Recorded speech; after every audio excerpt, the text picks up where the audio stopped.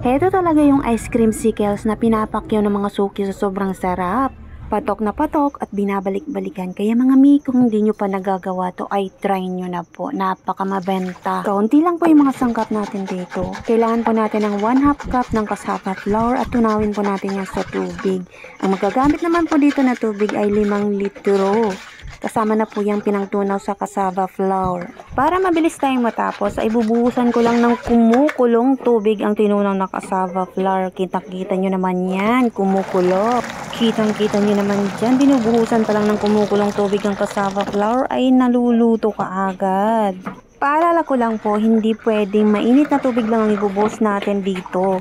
Kailangan po talagang kumukulo para maluto ang cassava flour. Tapos ayan, halu-haluin lang ng mabuti para luto lahat. Dahil nga sa maliit yung aking electric kettle, mga 1.7 liters lang yan. Kaya nakatatlong painit ako dito, nakatatlong pakulo ng tubig. Ito na po yung pangalawang kulo ng tubig at ang pangatlo. Huwag niyang sasabihin na hindi naluluto kapag binubuhusan lang ng kumukulong tubig. Ganyan na ganyan po gumawa ng ice cream. Kaya gawa ka na nito para mag-trending ang tindahan mo. Trending sa lugar nyo at ikaw ang reyna ng mga creamsicles. Naiiba ka dapat sa mga tindahan na nakapaikot sa'yo. Yung tipong parang palaman ng itsura ng tindahan mo sa dami ng tindahan na nakapaikot. Pero ikaw pa rin ang reyna dinadayo. At kailangan po natin ng 1 kilong vanilla powder. Gawa po ito ng Enjoy Milkshake. Napakasarap po nito mga mi at ang bango. Gustong gusto ng mga suki ko. Pabalik-balik lang sila. Sabi nga nila lasang chubby daw yung chubby na candy. At haluin lang po natin hanggang sa matunaw ang vanilla powder. At para mabilis matunaw ay gumamit po kayo ng salaan. Medyo mahirap po kasing tunawin kapag may kasamang cassava flour kasi. Pero pag no-cook naman, hindi naman po ganyan. Mabilis lang naman po matunaw. At ito na po, ice cream na nahalo ko ng mabuti at sinala ko na ng mabuti. Wala na po yan mga buo-buo as in pino na. At pwede na po natin ilagay sa popsicle molder na gusto nyo. Medyo may basag na ngayong isa kong molder na nandun sa dulo. Nalaglag po kasi yan sa loob ng freezer. Ang taas kasi ng pagkapatong ko. Medyo nasagi ng kumukuha na ng paninda. At pasensya na po. Medyo maingay po yung video ko. Ang daming mga tao sa labas. At dahan-dahan lang sa pagsasalin para hindi po matapon at hindi masayang. Gumagamit nga pala ako ng maliit na pitchel sa pagsasalin para mas madali po ang trabaho. 10 molder nga lang po ang meron ako at ang magagawa po natin dyan na creamsicles ay 80 peraso. At tatakpan lang po natin yan ng paganyan.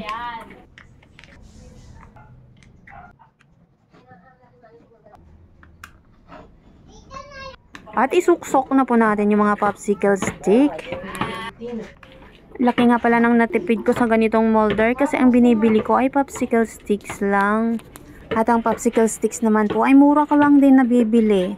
11 pesos lang ang 50 pieces. Dinadamihan ko na lang yung pag-order ng popsicle sticks para hindi ko maramdaman yung shipping fee.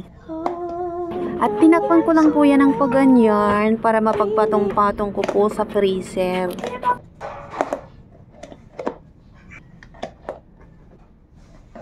At ilagay na po natin sa freezer magdamag.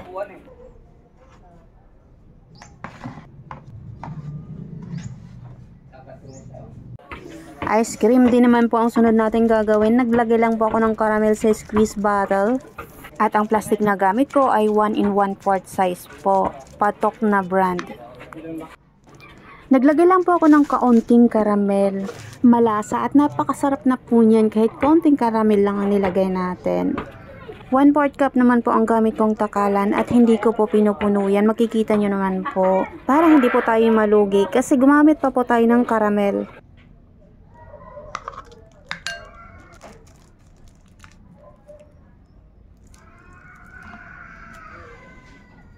Ang caramel nga po pala ay hindi po yan tumitigas. Malambot lang po yan. Hindi po yan kagaya sa chocolate. Nakikita nyo naman po, pagkalagay sa plastic ay bumababa agad yung caramel. Pag matigas na ang ice cream, hindi na po bababa ang caramel.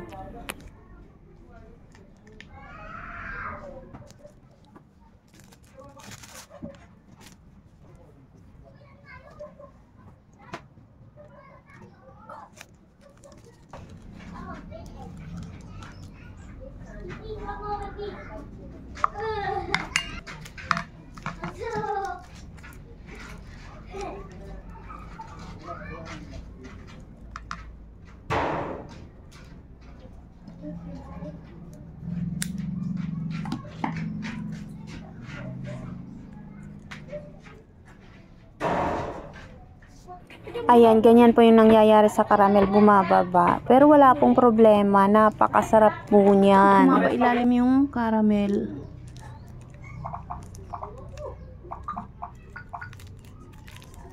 Pero pag matigas na yan, hindi niyan ganyan.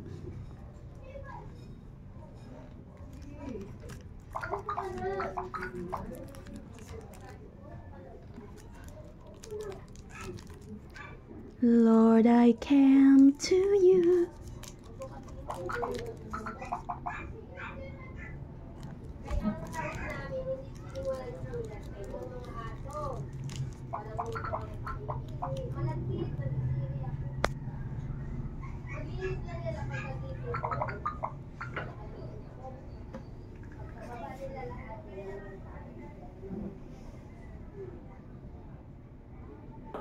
Napakasarap po nito, hindi pa nga matigas, binibili na.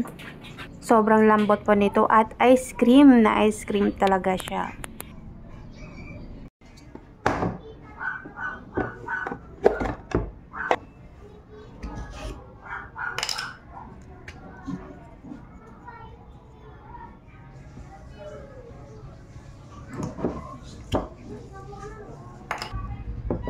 Wait lang, balikan na lang natin maya-maya. Daglit lang.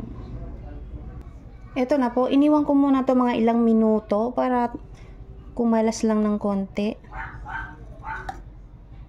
So, iyan. Napakaganda, ang kinis. Oh.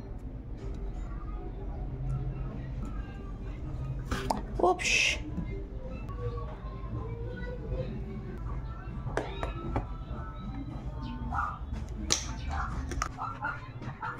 Nilagyan ko lang po ng kaunting caramel at binabalot ko na po yan sa plastic. Binabalik ko rin po sa freezer. Ay, ang sarap po nito. Pinapakyaw po ito ng mga customers ko.